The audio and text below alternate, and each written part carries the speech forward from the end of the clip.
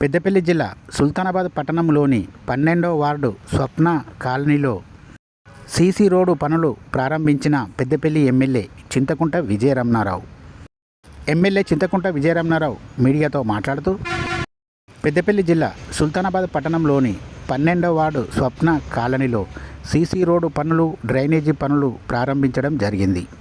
ఈ కాంట్రాక్టు పనులను 12వ వార్డు మాజీ కౌన్సిలర్ డి రాజయ్య చేయుచున్నారు.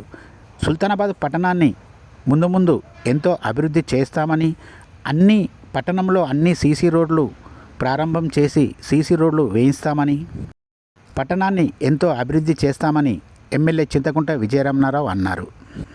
ఈ కార్యక్రమంలో పలువురు మాజీ ప్రజా ప్రతినిధులు, నాయకులు, రైస్ మిల్ యజమానులు పెద్ద సంఖ్యలో పాల్గొన్నారు.